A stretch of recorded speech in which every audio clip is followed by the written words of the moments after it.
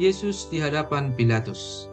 Pagi-pagi benar, imam-imam kepala bersama tua-tua dan ahli-ahli Taurat dan seluruh mahkamah agama sudah bulat memupakatnya. Mereka membelenggu Yesus lalu membawanya dan menyerahkannya kepada Pilatus. Pilatus bertanya kepadanya, "Engkaukah raja orang Yahudi?" Jawab Yesus, "Engkau sendiri mengatakannya." Lalu imam-imam kepala mengajukan banyak tuduhan terhadap dia. Pilatus bertanya pula kepadanya, katanya, "Tidakkah engkau memberi jawab? Lihatlah betapa banyaknya tuduhan mereka terhadap engkau." Tetapi Yesus sama sekali tidak menjawab lagi, sehingga Pilatus merasa heran. Telah menjadi kebiasaan untuk membebaskan satu orang hukuman pada tiap-tiap hari raya itu menurut permintaan orang banyak. Dan pada waktu itu, adalah seorang yang bernama Barabas sedang dipenjarakan bersama beberapa orang pemberontak lainnya. Mereka telah melakukan pembunuhan dalam pemberontakan. Maka datanglah orang banyak dan meminta supaya sekarang kebiasaan itu diikuti juga. Pilatus menjawab mereka dan bertanya, "Apakah kamu menghendaki supaya kubebaskan raja orang Yahudi ini?" Ia memang mengetahui bahwa imam-imam kepala telah menyerahkan Yesus karena dengki. Tetapi imam-imam kepala menghasut orang banyak untuk meminta supaya Barabaslah yang dibebaskannya bagi mereka. Pilatus sekali lagi menjawab dan bertanya kepada mereka, "Jika begitu, apakah yang harus kuperbuat dengan orang yang kamu sebut raja orang Yahudi ini?" Maka mereka berteriak lagi, katanya, "Salibkanlah dia." Lalu Pilatus berkata kepada mereka, "Tetapi kejahatan apakah yang telah dilakukannya?" Namun mereka makin keras berteriak, "Salibkanlah dia." Dan oleh karena Pilatus ingin memuaskan hati orang banyak itu, ia membebaskan Barabas bagi mereka. Tetapi Yesus disesahnya, lalu diserahkannya untuk disalibkan. Yesus diolok-olokkan. Kemudian serdadu-serdadu membawa Yesus ke dalam istana, yaitu gedung pengadilan, dan memanggil seluruh pasukan berkumpul. Mereka mengenakan jubah ungu kepadanya, menganyam sebuah mahkota duri dan menaruhnya di atas kepalanya. Kemudian mereka mulai memberi hormat kepadanya, katanya, "Salam, hai Raja orang Yahudi." Mereka memukul kepalanya dengan buluh dan meludahinya dan berlutut menyembahnya. Sesudah mengolok-olokkan dia, mereka menenggalkan jubah ungu itu daripadanya dan mengenakan pula pakaiannya kepadanya. Yesus disalibkan.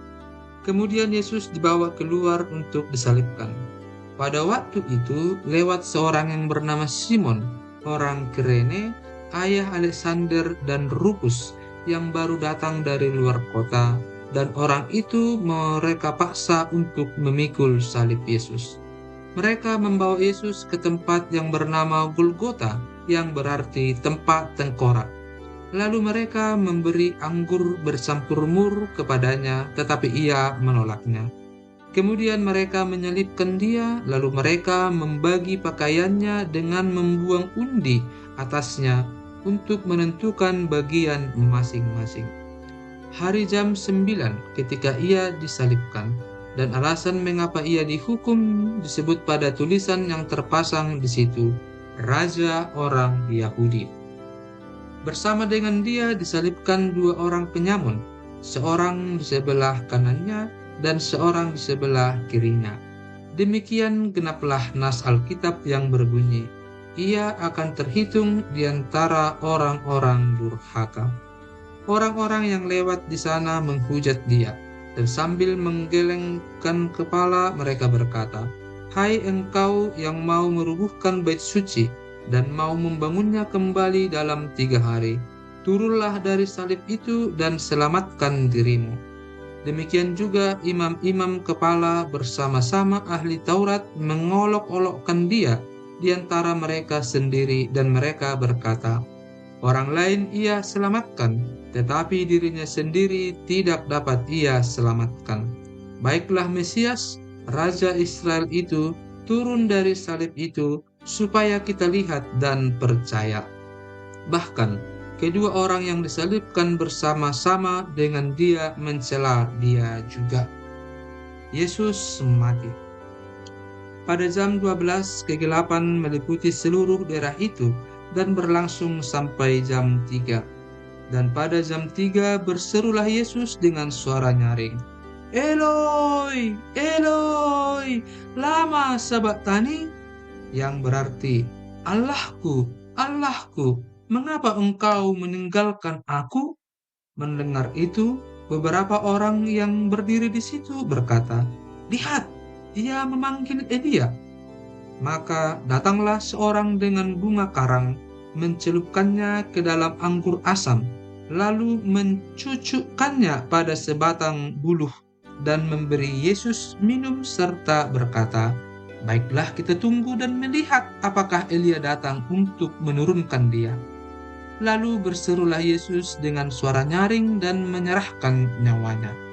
Ketika itu tabir bait suci terbelah dua dari atas sampai ke bawah.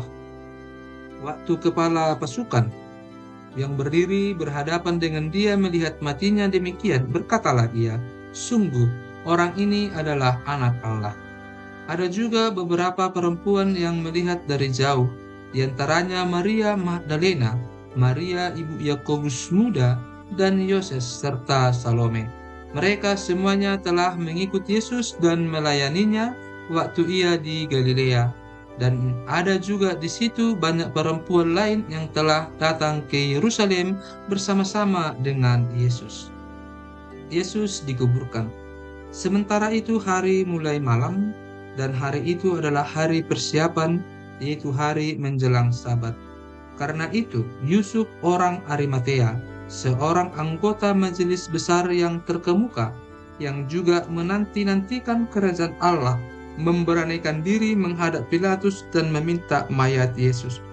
Pilatus heran waktu mendengar bahwa Yesus sudah mati. Maka ia memanggil kepala pasukan dan bertanya kepadanya, apakah Yesus sudah mati? Sesudah didengarnya keterangan kepala pasukan, ia berkenan memberikan mayat itu kepada Yusuf. Yusuf pun membeli kain lenan.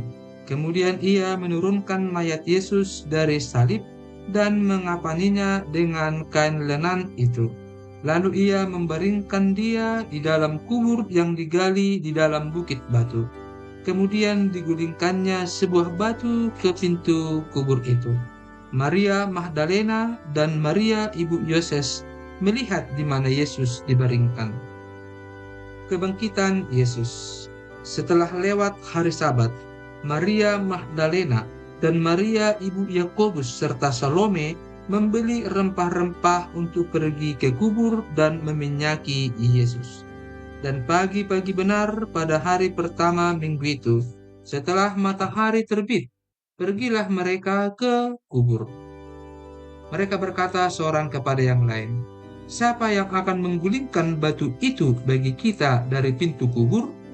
Tetapi ketika mereka melihat dari dekat, tampaklah batu yang memang sangat besar itu sudah terguling. Lalu mereka masuk ke dalam kubur, dan mereka melihat seorang muda yang memakai jubah putih duduk di sebelah kanan. Mereka pun sangat terkejut. Tetapi orang muda itu berkata kepada mereka, Jangan takut, kamu mencari Yesus orang Nazaret yang disalibkan itu. Ia telah bangkit, ia tidak ada di sini. Lihat, inilah tempat mereka membaringkan dia. Tetapi sekarang pergilah, katakanlah kepada murid-muridnya dan kepada Petrus, ia mendahului kamu ke Galilea. Di sana kamu akan melihat dia, seperti yang sudah dikatakannya kepada kamu. Lalu mereka keluar dan lari meninggalkan kubur itu, sebab gentar dan dahsyat menimpa mereka. Mereka tidak mengatakan apa-apa kepada siapapun juga karena takut. Dengan singkat mereka sampaikan semua pesan itu kepada Petrus dan teman-temannya. Sesudah itu Yesus sendiri dengan perantaraan murid-muridnya memberitakan dari timur ke barat berita yang kudus dan tak terbinasakan tentang keselamatan yang kekal itu. Yesus beberapa kali menampakkan diri dan mengutus murid-muridnya. Yesus terangkat ke surga. Setelah Yesus bangkit pagi-pagi pada hari pertama minggu itu, ia mula-mula menampakkan dirinya kepada Maria Magdalena. Daripadanya Yesus pernah mengusir 7 setan. Lalu perempuan itu pergi memberitahukannya kepada mereka yang selalu mengiringi Yesus dan yang pada waktu itu sedang berkabung dan menangis. Tetapi ketika mereka mendengar bahwa Yesus hidup dan telah dilihat olehnya, mereka tidak percaya. Sesudah itu, ia menampakkan diri dalam rupa yang lain kepada 2 orang dari mereka ketika keduanya dalam perjalanan keluar kota. Lalu kembalilah mereka dan memberitahukannya kepada teman-teman yang lain, tetapi kepada mereka pun teman-teman itu tidak percaya. Akhirnya, ia menampakkan diri kepada ke-11 orang itu ketika mereka sedang makan, dan ia mencela ketidakpercayaan dan kedegilan hati mereka. Oleh karena mereka tidak percaya kepada orang-orang yang telah melihat dia sesudah kebangkitannya. Lalu ia berkata kepada mereka, "Pergilah ke seluruh dunia, beritakanlah Injil kepada segala makhluk. Siapa yang percaya dan dibaptis akan diselamatkan, tetapi siapa yang tidak percaya akan dihukum. Tanda-tanda ini akan menyertai orang-orang yang percaya. Mereka akan mengusir setan-setan demi namaku. Mereka akan berbicara dalam bahasa-bahasa yang baru bagi mereka. Mereka akan memegang ular, dan sekalipun mereka minum racun maut, mereka tidak akan mendapat celaka. Mereka akan meletakkan tangannya atas orang sakit, dan orang itu akan sembuh."